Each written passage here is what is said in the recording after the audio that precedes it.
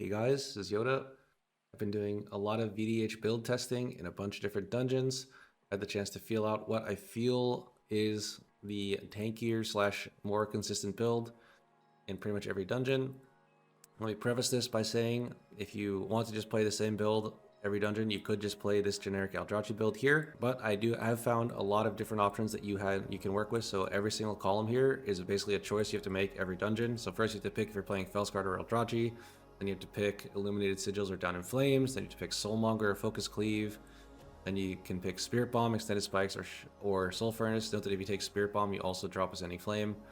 And you have to pick Pitch Black or Demon Muzzle on the left side, and you also have to pick if you're playing an Absorb Trinket. It's a lot of choices to work with. One thing is, if you're playing Felscarred, a lot of these choices are just straight up locked in. So first we'll talk about Felscarred versus Aldrachi. In my opinion, Aldrachi is going to be the better talent build for pure output in Mythic Plus. That is because Felscarred requires a lot of talent points in order to actually make it work. So if we look at a generic Felscarred build here, we have all of the required nodes to make Felscarred work. We have Cycle, we have Dark Lair Boon, we have Ascending Flame, we have Spirit Bomb, and all of these are kind of necessary to make Felscarred actually do a lot of damage. However, if you'll notice, we don't have Last Resort and we don't have Sigil of Chains. In my opinion, these two talents are extremely crucial in Mythic Plus because a lot of your strategies that are like used with Vengeance Demon Hunter are using Sigil of Chains, and also playing without Last Resort is just giga scary. In my opinion, if you're pushing high keys, like something could go wrong and you die and then the key is just straight up over. Having Last Resort to prevent that, in my opinion, is kind of worth the talent point, but you know, some people could play without it. I've seen a lot of high keys done without it, but I will be playing Last Resort pretty much in every high key, at least for the foreseeable future. So if you want to play a build that actually has Sigil of Chains and Last Resort, you have to make a lot of sacrifices. So first of all, you're going to have to sacrifice Dark Lair Boon for Chains. And then we're also going to have to sacrifice Cycle of Binding to play Calcified Spikes, because you need Calcified Spikes to survive in high keys. Then we're also going to have to drop one more point. I believe it's Extended Spikes. Extended Spikes is not an output increase, but so we're dropping Cycle, Dark Lair Boon, and Ascending Flame, which are three relatively crucial talents for Felscarred to make it actually like really good. So in my opinion, if you do opt into this build, then it's going to be slightly like lower output than an Aldrachi build that's making the same sacrifices, which is why I think Aldrachi has better output in Myth Plus. However, some dungeons don't need you to do max output. Like, you don't need to do max DPS to time a high Motherload. You just need the key to be clean and for no one else to pull aggro.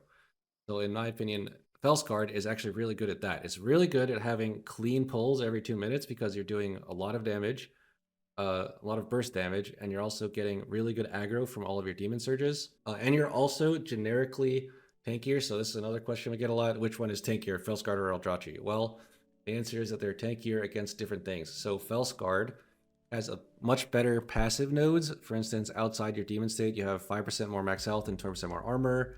When you Chaos Nova, you get lower attack speed from the enemies.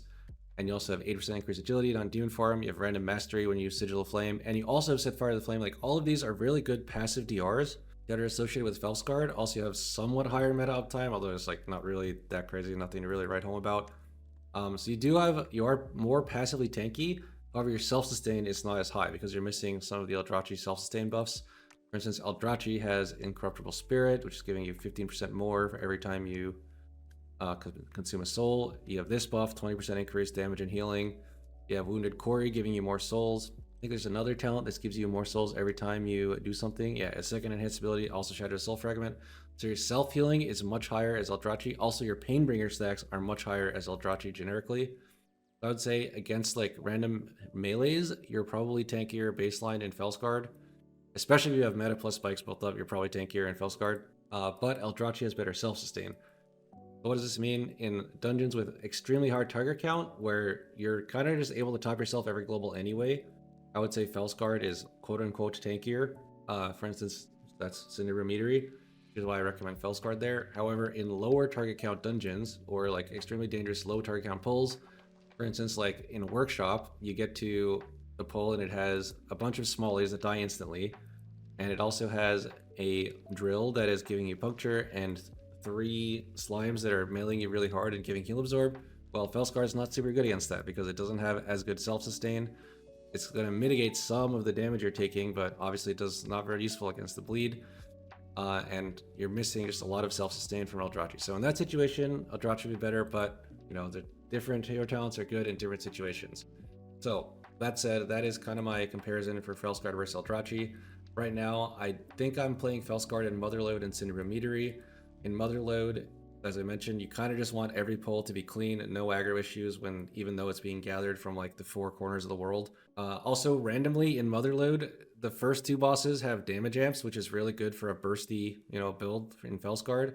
And the last two builds, which normally are, I wouldn't say they're actually hard, but at least the third boss can be hard for, would be hard for Felscarred because it requires self-sustain, is actually a lot less hard for Felscarred because set fire to the pain randomly makes you stronger against fire damage, and that boss actually does all fire damage. So I would say Felscarred is particularly good in Motherlode, and I think it's also good in Meadery because in Cinder Meadery, aggro tends to be a really big issue.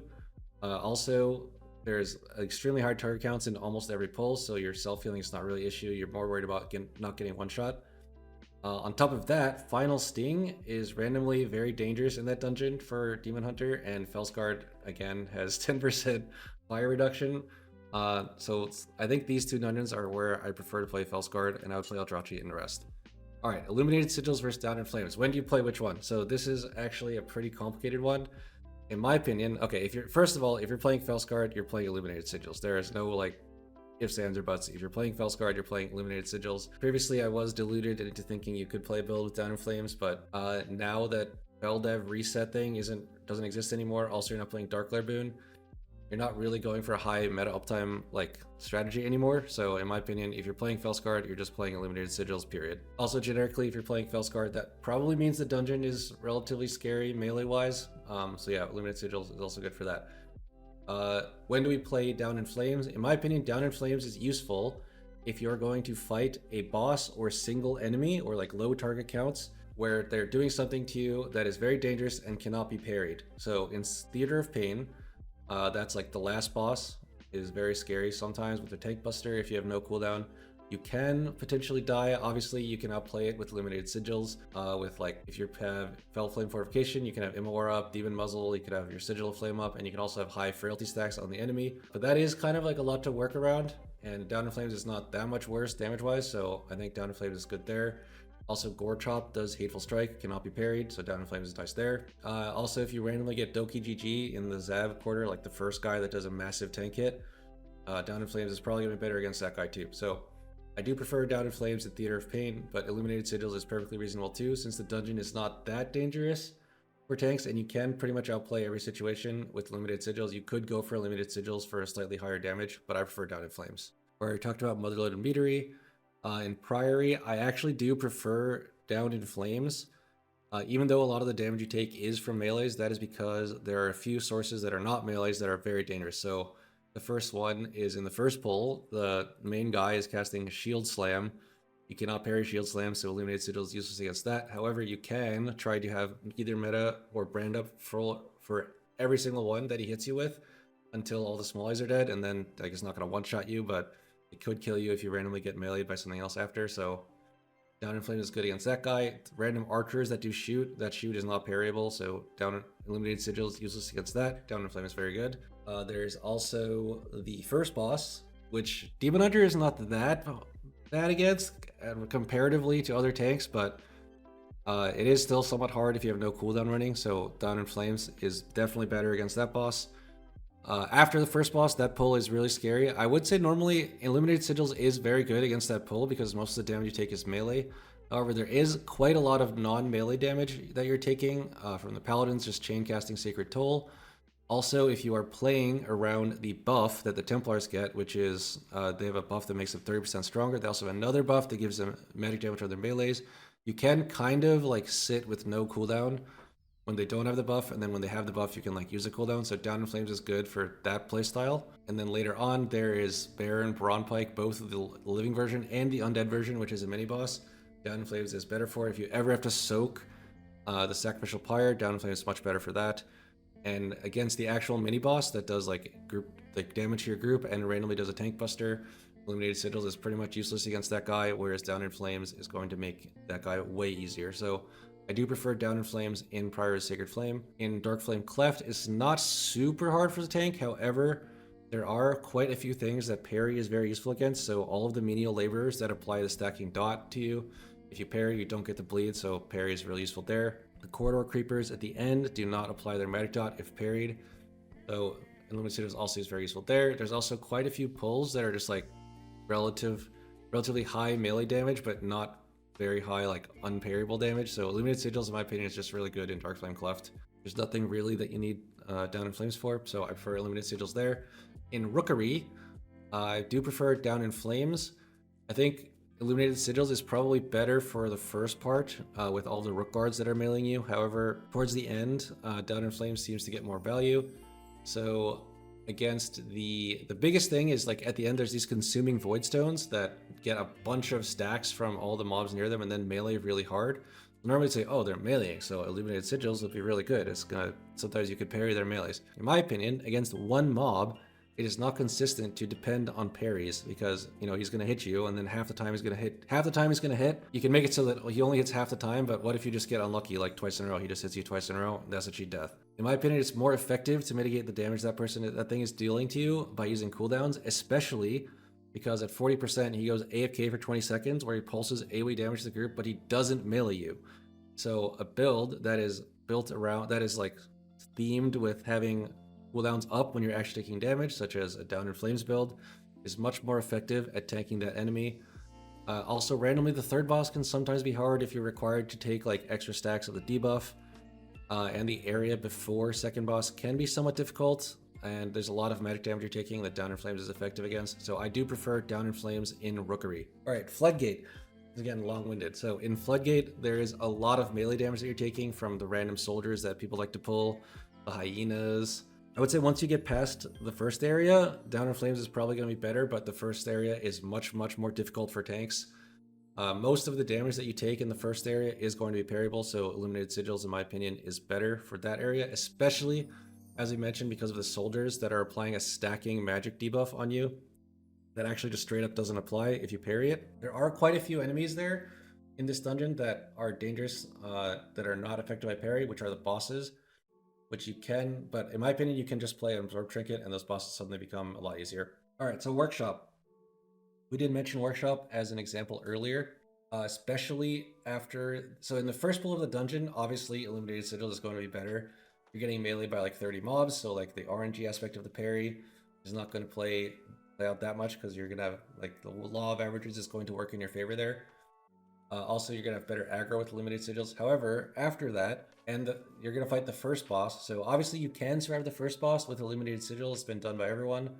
However, the first boss is way easier with Down in Flames. You don't have to like keep an eye on your frailty stacks. You don't have to game your calcified. You can just have Brand or an Absorb Trinket if you play that, or meta up for every single tank buster, and you're not going to die. Also, right after that boss, you're going to fight a bunch of drills that apply a dot, which cannot be parried, and you're also going to fight a bunch of slimes that melee kind of hard, like the metal gunks, and also apply a healing debuff. Parry is somewhat effective against those, but again, it's low target count, so you can just get unlucky and straight up die against those mobs. So in my opinion, Down in Flames is more effective in Workshop. So that is the general breakdown. Again, a lot of people just play Illuminated Sigils every dungeon. I would say most people are like that. I'm not one of them. So if you want to just play Illuminated Sigils every dungeon, you can do that. I would be wary of playing Down in Flames every dungeon because the dungeons where I'm playing Illuminated Sigils, it is actually very effective in. Also, small note about parry. In the dungeons that Illuminated Sigils is picked, crit is probably going to be your best defensive stat after haste. Otherwise, like Verse is probably better defensively, but that means I'm kind of gearing Verse because I prefer to be good in like all situations. All right, the next choice you have is Soulmonger versus Focus Cleave. So where's that in the talent tree? That's down here. Pretty much every build that I'm going to recommend has Burning Alive, so you don't need Soulmonger to path to feed the demon, so you basically get to pick between Soulmonger and Focus Cleave in order to get to vulnerability. And basically, which one do you pick depends on how scary the big pulls are in that dungeon. Soulmonger is not super effective in low target pulls because you tend to not like overheal yourself a bunch. But in high target pulls, such as like the first pull of Meadery or like the big pulls in Priory or Dark Flame Cleft or Floodgate, those are the 4 places I play Soulmonger. You tend to overheal yourself a lot. So Soulmonger is actually getting a lot of value, and also those big pulls are kind of very dangerous for VDH. Usually I play Soulmonger in those dungeons. However, obviously Soulmonger is a massive single target loss, especially in a lot of these builds that are playing no Spirit Bomb. Basically, I think it's like 10% almost single target, and a lot of these dungeons are getting pretty close to the timer. So you should try to play Focus Cleave if you can. Obviously, don't get fooled by Soulmonger showing up high on your HPS. Soulmonger always shows up high on your HPS because it's an absorb, so when you take damage, it always counts into that Soulmonger rather than your other self-healing. So it's basically stealing from your other self-healing unless it prevented you from getting one shot, in which case, you know, it was very useful. So I do play Soulmonger in those 4 dungeons. I do not play it in these 4 because I feel like you don't need them, and single target damage is somewhat important. Rookery, I would say, is kind of like 50-50. You could play either one, but I do play Focus Cleave there. All right, so the next choice we're going to talk about is Spirit Bomb, Extended Spikes, or Soul Furnace. So, in my opinion, every single dungeon in the current dungeon pool is really good for Sigil of Chains. There is a massively important use for all of them. In all of them, especially if you play with the Moonkin, like Grip into Beam is super effective in a lot of pulls. So we are going to play Sigil of Chains. What does that mean? That means we have to pick basically between Spirit Bomb, Extended Spikes, and Soul Furnace. And then obviously if you play Spirit Bomb, then this point is going into Ascending Flame. But both of those points don't really do anything unless you're playing Felscarred, in which case Ascending Flame would be nice, but you can't take it because you need Spirit Bomb, lol. As we were saying, so when do you take Extended Spikes versus Spirit Bomb versus Soul Furnace? So the first thing I'm going to say is that there is no situation other than Felscarred where Spirit Bomb is going to be an overall DPS gain over Soul Furnace. Maybe it could potentially be an overall gain in like Cinderbrew Meadery, but almost all of that extra damage you're getting is going to be to like Belits and Ventricle patrons that no one cares about. So if you're ever playing Spirit Bomb when you could play Soul Furnace, it's almost always going to be an overall DPS loss. However, one important note there is that if you're playing Down in Flames, your AoE aggro is going to be complete trash. I don't know if you guys have watched my aggro video, but the main point of advice there was to use all of your uncapped AoE skills and make sure they hit all the mobs. So that's Sigil of Spite and Sigil of Flame. However, if you're not playing Illuminated Sigils, you're playing Down in Flames, then you have like 1 Sigil of Flame every 30 seconds. So your aggro is going to be really bad in big pulls, which is why I think you need Spirit Bomb to complement Down in Flames most of the time. If there's big pulls in the dungeon and you're playing Down in Flames, you should play Spirit Bomb to not have aggro issues. When do we play? So that's Spirit Bomb versus Soul Furnace. Sometimes also you need to play Extended Spikes, in my opinion. In fact, I would say it's part of the generic Aldrachi build. If you're defaulting to a build, it should have Extended Spikes in it. If you have Extended Spikes and Feed the Demon, you can just push Demon Spikes off cooldown pretty much forever. For the entire dungeon, you could literally macro into Fracture, I want to say, with both of these talents, and you'll have uptime the whole time. A lot of people say that gives them a really good peace of mind. With Soul Furnace, sometimes, or without Extended Spikes rather, sometimes you need to not push spikes, like in meta or like in a brand if you're not going to die to melees, etc. In my opinion, Extended Spikes should actually only be used if there is a long period in the dungeon, long period of time in the dungeon where you actually need to have spikes up the whole time. So that is Dark Flame Cleft, in my opinion, the first area into the second area. I would say after the first boss, like this whole section, the 2 pulls between the first boss and the second boss, and also all the whole area before the first boss, you kind of want to have spikes up the whole time because the mobs there do some pretty nasty melees. After that, there's a decent amount of downtime where you don't need spikes. So you could play without Extended Spikes and just get away, like, you know, try to survive those areas without it. In Floodgate, I would say the entire area up to the second boss, you want to have Demon Spikes up pretty much full uptime. So I do like to play Extended Spikes in that dungeon as well. In the other dungeons, I would say you probably don't need it, but it's probably also a good idea to play it unless you need Spirit Bomb because you're playing Down in Flames, or if you need Spirit Bomb because you're playing Felscarred, then obviously you can't play Extended Spikes in those dungeons either. So that is where I'm playing Extended Spikes. So in the dungeons where I'm not playing Spirit Bomb or Extended Spikes, then I play Soul Furnace, right? So you pick one of those 3 for every dungeon. The next choice is Pitch Black or Demon Muzzle. So that's on the left here. In my opinion, since the Mastery buff last season, you kind of want to play Internal Struggle every key if possible, which means you're either picking low cooldown Darkness or Demon Muzzle for every key. So I would say default to low cooldown Darkness, especially if you're playing Illuminated Sigils. Low cooldown Darkness is like a really nice cooldown you have, and since you're playing Illuminated Sigils, you actually are kind of short on defensive cooldowns. So Darkness is a nice filler for that. So we'll just go dungeon by dungeon. In Theater of Pain, I choose Demon Muzzle because of the last boss pretty much exclusively. Also, it's kind of nice to just stand in like the Cultarok circles, but it's mainly useful for the last boss. The Tank Buster kind of hits hard and it's magical, so Demon Muzzle's good there. Also, there's like not really that many pulls you can use Darkness because you tend to move around a lot in that dungeon. So yeah, Motherload, similar story. Most of the pulls feature a lot of ground area denial, so Darkness is not that effective in that dungeon. However, there is a lot of magic damage, so Demon Muzzle is very good. Cinderbrew Meteory is pretty much the exact opposite. Almost every pull you fight, you can just tank it in the Darkness. So Darkness is super effective there. Not many magical busters either, so we're playing short Darkness. In Priory of the Sacred Flame, I'm playing Demon Muzzle.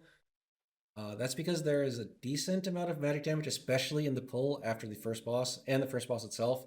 There's a decent amount of magic damage, but the main reason is all of my darknesses are already mapped out. I literally darkness the first pull and then I just darkness off cooldown. I think it's like the first pull, which has a bunch of smallies, and then like the first mini boss, which comes with a bunch of smallies, and then the pull after the first boss, which has a bunch of smallies again. So every time I fight a bunch of smallies, I just push darkness, which happens to be every 5 minutes with the normal Priory route. So I play Demon Muzzle there. In Dark Flame Cleft, you don't really need short darkness because again your darknesses are kind of mapped out. Like you need to push darkness at some point on the third boss, or you're going to want to since it's a really hard boss, and you can only push darkness one time there, and that is also the only important time to push darkness, except like maybe the pull before second boss.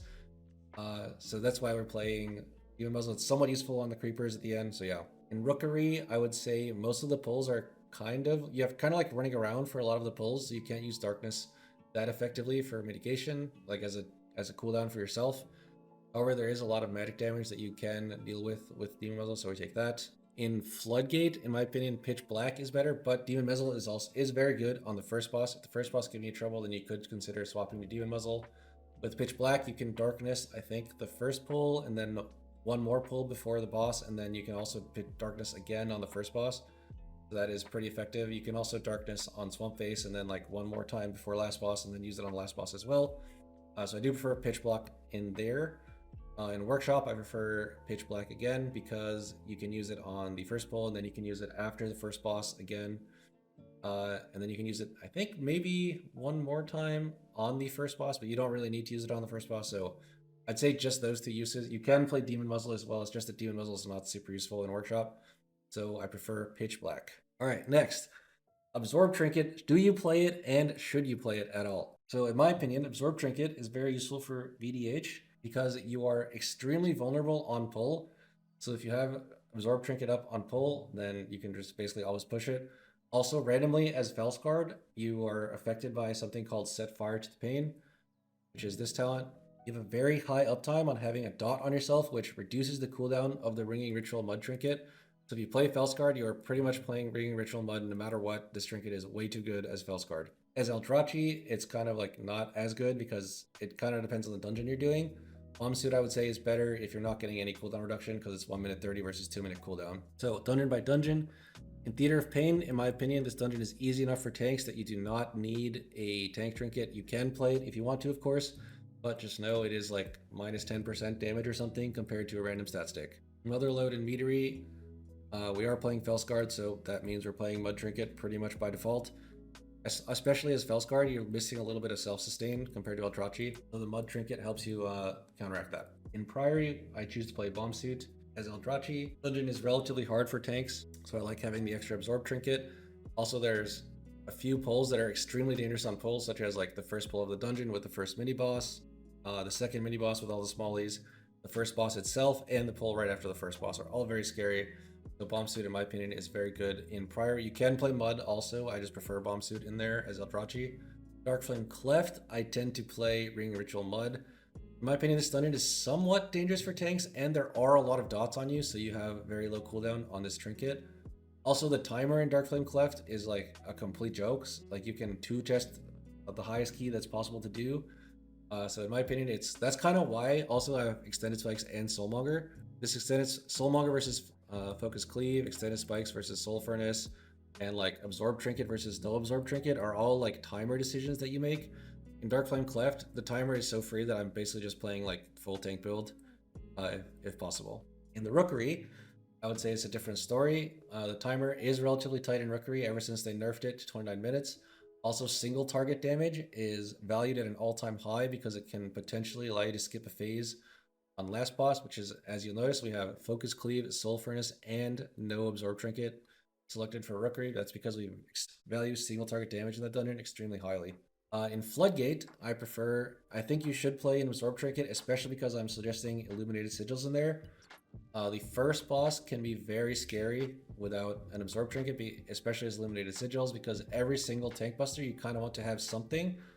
And basically the way it works out is you get one phase every minute or so you can brand one, Feldev one, and then if you don't have an Absorb Trinket, then the other one is going to be either meta or call an external or fucking hope you don't cheat death. Or use an Absorb Trinket. So that's why I play Absorb Trinket there. It is also really good on the third boss. You can technically you can just brand and Feldev like every other.